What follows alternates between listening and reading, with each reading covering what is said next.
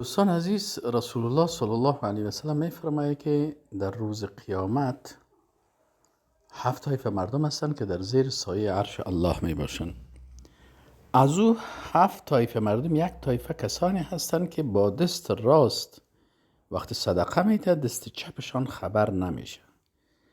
یعنی اینا زیاد کوشش میکنن که در صدقات خود از ریا کار نگیرن، بلکه مخلصانه امو صدقه که میتن بین از اینا راز باشه، بین از اینا و بین الله سبحانه و تعالی.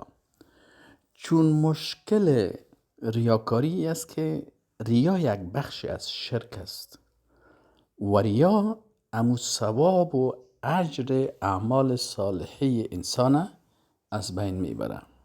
پس انسان مسلمان در این راستا بسیار محتاط باشه، از هر عملی که سبب ریا میشه خود را حفظ بکنه.